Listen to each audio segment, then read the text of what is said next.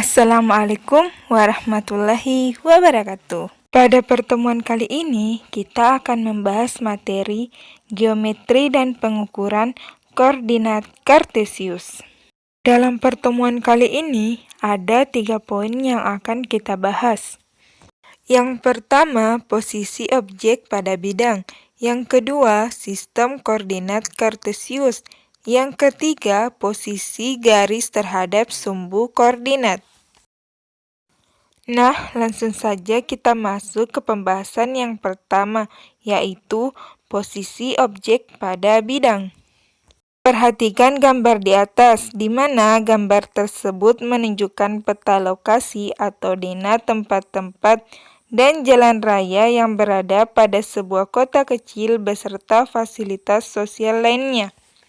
Nah, bagaimana cara menentukan posisi objek-objek yang terdapat pada peta lokasi dengan cara yang tepat dan mudah? Untuk menjawab atas permasalahan tersebut, ikuti uraian berikut ini. Salah satu cara yang dapat digunakan untuk menentukan posisi objek pada gambar tersebut adalah membuat petak-petak persegi sehingga membentuk baris dan kolom. Untuk kolom diberi nama A, B, C, D, dan seterusnya.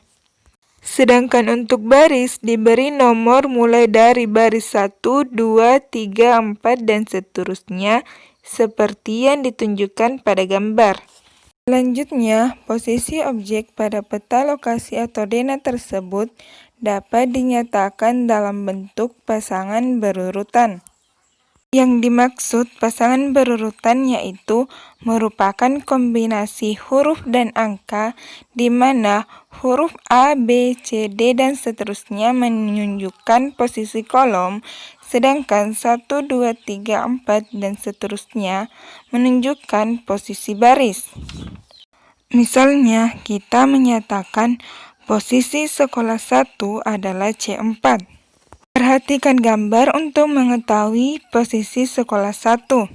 Karena posisi sekolah 1 adalah C4, berarti objek tersebut berada pada kolom C, bergerak 4 satuan ke atas sampai objek tersebut berada pada baris 4. Perhatikanlah, C4 adalah petak persegi yang merupakan perpotongan kolom C dengan baris keempat. Contoh lain misalnya kita diminta untuk menentukan objek manakah yang menunjukkan pasangan berurutan E6. Nah, sekarang perhatikan gambar. Karena objek tersebut berada pada posisi 6, berarti objek tersebut berada pada kolom E dan bergerak 6 satuan ke atas sampai objek berada pada posisi 6. Jadi, berdasarkan gambar tersebut, E6 menunjukkan posisi bank. Nah, selanjutnya kita masuk ke materi kedua, yaitu sistem koordinat kartesius. Dalam sistem koordinat kartesius ada 2 pembahasan. Yang pertama yang kita bahas yaitu bagian A, posisi titik pada bidang koordinat. Pada materi sebelumnya telah dibahas tentang posisi objek pada peta dena yang dinyatakan dalam bentuk pasangan berurutan. Sekarang kita akan menentukan posisi objek-objek tersebut dengan cara yang lainnya, yaitu mengacu pada sebuah objek tertentu yang dijadikan sebagai titik acuan dan dilengkapi dengan 2 buah sumbu yang berpotongan di titik acuan tersebut. Masing-masing objek dapat kita nyatakan dengan sebuah titik atau noktah. Perhatikan gambar di atas di mana menunjukkan posisi bank dipilih sebagai titik acuan dalam menentukan posisi objek-objek lain pada bidang tersebut. Gambar tersebut dilengkapi dengan 2 buah sumbu, yaitu sumbu horizontal atau yang mendatar disebut sumbu X, dan sumbu vertikal tegak disebut sumbu Y, yang merupakan sumbu koordinat. 2 sumbu tersebut berpotongan di titik acuan yang merupakan pusat koordinat atau origin yang disimbolkan dengan huruf O. Nah, dengan demikian, untuk menentukan posisi objek pada bidang koordinat, misalnya posisi sekolah 2 dapat ditentukan dengan langkah-langkah berikut ini. Pertama yaitu menentukan jarak horizontal posisi sekolah 2 terhadap sumbu Y. Nah, jarak horizontal sekolah 2 terhadap sumbu Y adalah 5 satuan ke kanan, maka X sama dengan 5. Kedua, menentukan jarak vertikal posisi sekolah 2 terhadap sumbu X.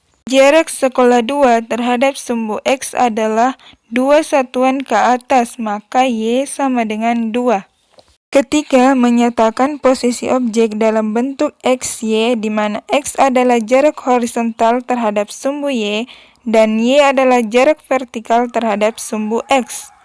Jadi, berdasarkan langkah pertama dan kedua, posisi objek dalam bentuk XY atau koordinat posisi sekolah 2 yaitu 5,2.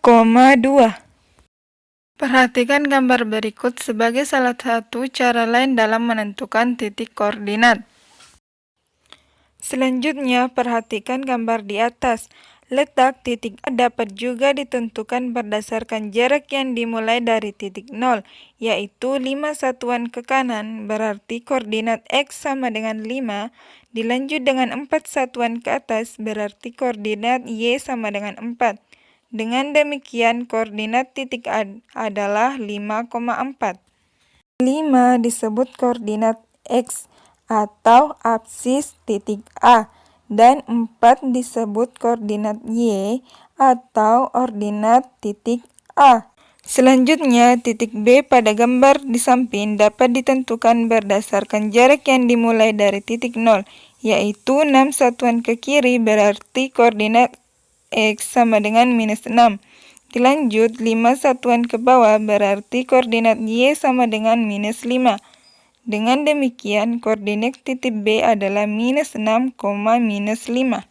Minus 6 disebut koordinat X atau apsis titik B, dan minus 5 disebut koordinat Y atau ordinat titik B. Jadi, dalam sistem koordinat kartesius, posisi objek pada bidang dinyatakan dalam pasangan berurutan X, Y, di mana X disebut koordinat X atau apsis, dan Y disebut koordinat Y atau ordinat. Selanjutnya, bagian B yaitu kuadran pada bidang koordinat. Kedua sumbu pada koordinat kartesius membagi bidang koordinat menjadi 4 bagian, yang masing-masing disebut kuadran, yaitu kuadran 1, kuadran 2, kuadran 3, dan kuadran 4. Perhatikan gambar di samping. Titik A 6,4 berada di kuadran 1, di mana koordinat X positif dan koordinat Y positif. Titik B minus 5,3 berada di kuadran 2, di mana koordinat X negatif dan koordinat Y positif. Selanjutnya, titik P minus 6, minus 4 berada di kuadran 3, di mana koordinat X negatif dan koordinat Y negatif. Selanjutnya, titik Q 5, minus 3 berada di kuadran 4, di mana koordinat X positif dan koordinat Y negatif. Selanjutnya, perhatikan contoh soal berikut ini. Contoh soal pertama yaitu tentukan koordinat titik A dan B pada gambar di bawah ini. Penyelesaian. Yang pertama, untuk titik A, dari titik pusat atau titik 0 bergerak 5 satuan ke kiri, kemudian 4 satuan ke atas, maka diperoleh koordinat titik A yaitu minus 5,4.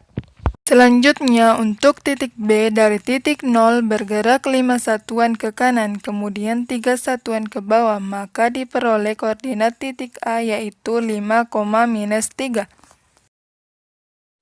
Selanjutnya, materi ketiga yaitu posisi garis terhadap sumbu koordinat. Yang pertama yang kita bahas yaitu garis yang sejajar dengan sumbu koordinat. Posisi atau kedudukan sebuah garis dalam bidang koordinat kartesius dapat kita analisis kedudukannya terhadap posisi sumbu koordinat. Misalnya mengenai jarak garis tersebut terhadap sumbu X maupun terhadap sumbu Y.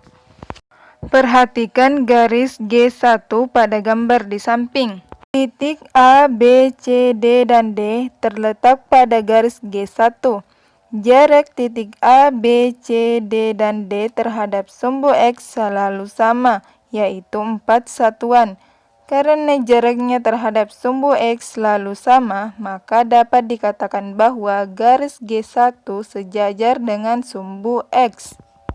Selanjutnya, perhatikan koordinat titik-titik yang terletak pada garis G1. Titik-titik tersebut memiliki koordinat Y yang sama, yaitu 4. Oleh karena itu, garis G1 memiliki persamaan Y sama dengan 4. Selanjutnya, kita masuk ke contoh soal. Pada bidang koordinat, gambarlah garis G yang melalui titik G minus 4,5 dan H minus 4,0 dan garis L yang melalui titik J 3,4 dan K 3, minus 2. Kemudian, tentukan. Bagian A, apakah garis G dan garis L sejajar dengan sumbu Y? Berikan penjelasannya. Bagian B, jelaskan mengapa garis G dan garis L tegak lurus terhadap sumbu X. Bagian C, tentukan persamaan garis G dan garis L.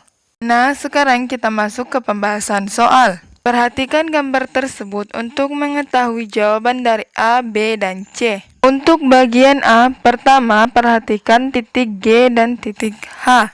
Titik G dan titik H jaraknya terhadap sumbu Y masing-masing selalu sama, yaitu 4 satuan. Selanjutnya, perhatikan titik J dan titik K. Titik J dan titik K jaraknya terhadap sumbu Y masing-masing selalu sama, yaitu 3 satuan. Maka titik G dan titik H kita simbolkan dengan garis G. Dan titik J dan titik K kita simbolkan dengan garis L. Jadi, untuk jawaban bagian A yaitu garis G dan garis L sejajar dengan sumbu Y, karena jaraknya terhadap sumbu Y masing-masing selalu sama, yaitu 4 satuan dan 3 satuan. Untuk bagian B, mengapa garis G dan garis L tegak lurus terhadap sumbu X? Perhatikan garis G atau garis merah pada gambar. Garis G sejajar dengan sumbu Y, sedangkan sumbu Y tegak lurus terhadap sumbu X. Dengan demikian, garis G tegak lurus terhadap sumbu X. Perhatikan garis L atau garis biru, di mana garis L sejajar dengan sumbu Y, sedangkan sumbu Y tegak lurus terhadap sumbu X. Dengan demikian, garis L tegak lurus terhadap sumbu X. Untuk jawaban bagian C yaitu persamaan garis G dan garis L, perhatikan titik G dan titik H, di mana titik G dan titik H memiliki koordinat X sama dengan minus 4. Maka persamaan garis G adalah X sama dengan minus 4. Selanjutnya, perhatikan titik J dan titik K, di mana titik J dan titik K memiliki koordinat X sama dengan 3. Maka persamaan garis L adalah X sama dengan 3.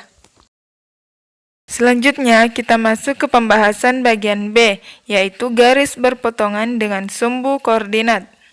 Pada pembahasan ini, kita akan mempelajari posisi lain dari suatu garis, yaitu garis yang berpotongan dengan sumbu koordinat. Selanjutnya, perhatikan gambar di samping, di mana garis K, L, dan M melalui.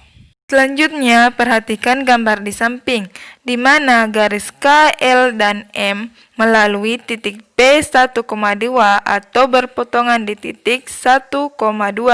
Ketiga garis tersebut tidak sejajar dengan sumbu koordinat.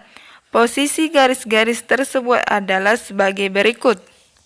Pertama, perhatikan garis K, di mana garis K memotong sumbu X di titik 3,0 dan sumbu Y di titik 0,3.